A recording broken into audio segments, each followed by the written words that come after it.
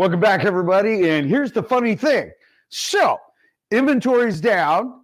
Home prices, as far as sold prices, are actually up over 8% year over year.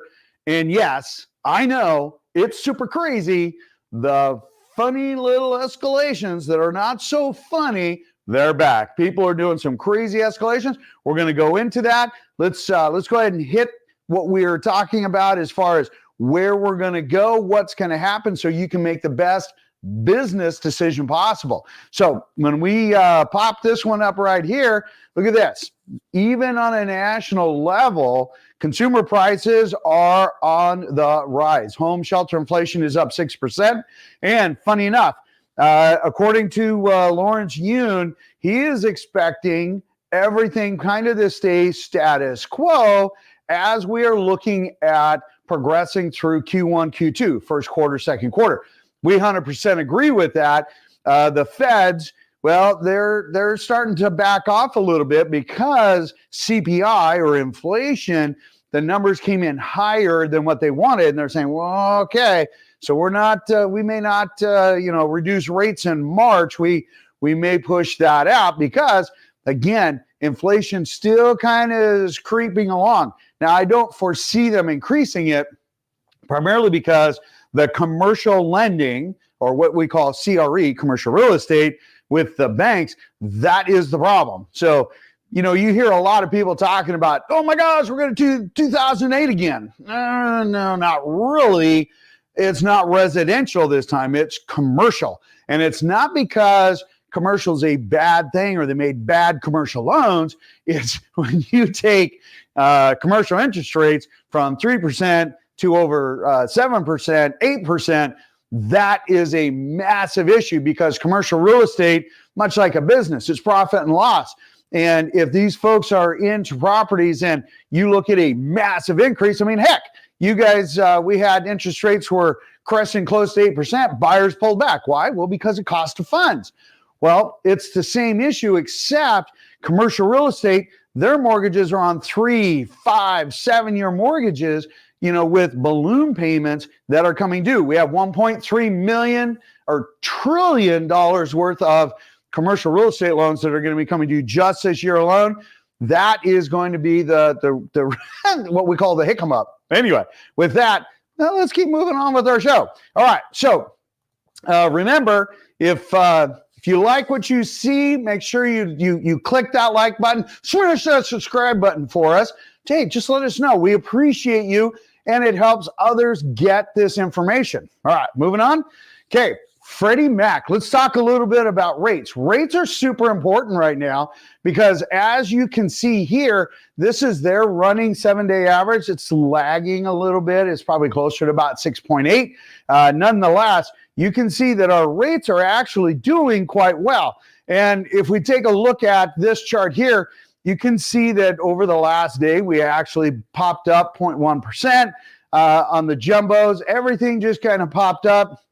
And remember, mortgage rates are publicly traded. The Feds do not control mortgage rates. They can have an effect, but they do not control mortgage rates. So when we take a look at what our next slide here, hang on a second here.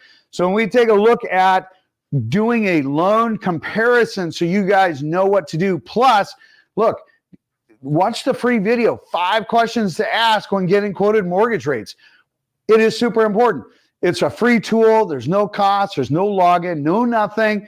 Feel free. Go do your thing.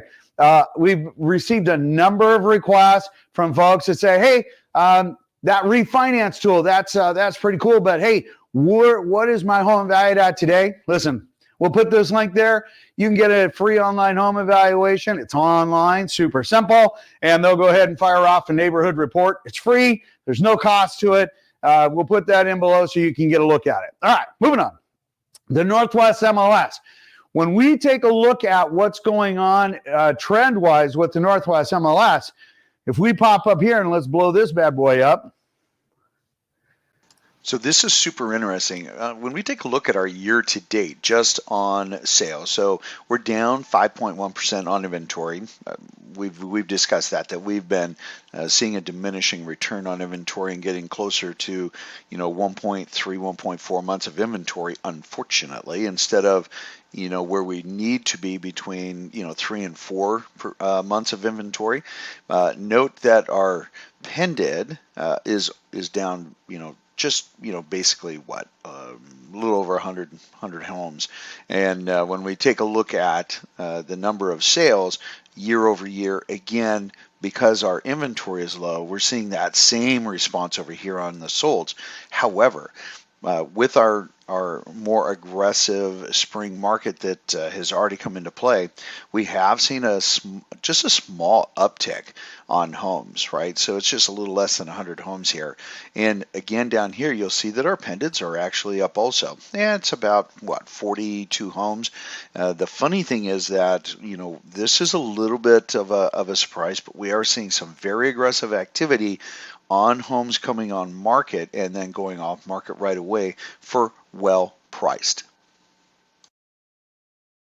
All right. Now, as we look at this chart that you see in front of us, you can see that we're at 8.6% as far as the average sold price, higher than where we were at last year at this time.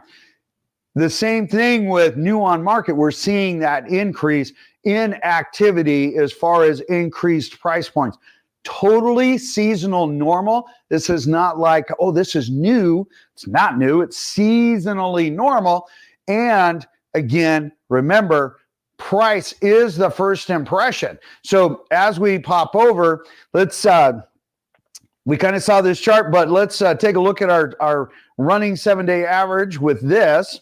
Okay, so we've actually had a pretty aggressive new listings as far as what came on market on Friday, and which was awesome because a lot of our clients, we were able to send out some homes.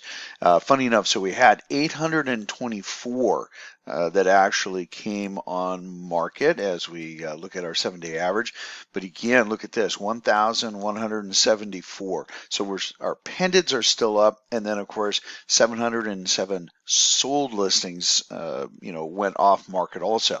We did have 61 canceled and 32 expired, which says that we had some sellers that were probably just a wee bit aggressive on the market because our inventory is super low, and you can see that we are still taking off more homes than what came on market.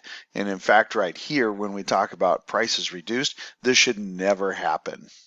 Listen, price is your first impression, and if you are overpriced, the market will clearly tell you. We're seeing multiple offers again, as we mentioned earlier. However, understand, if you overprice it, our very astute, very smart buyers today are going to say no. So make sure that you are getting that number right the first time.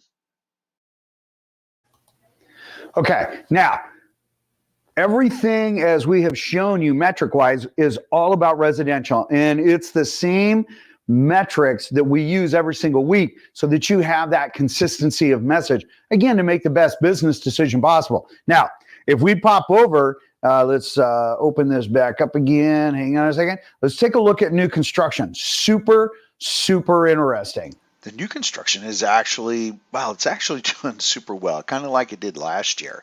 Now you're going to see that some of our numbers are just a little bit lower just for the same month in February.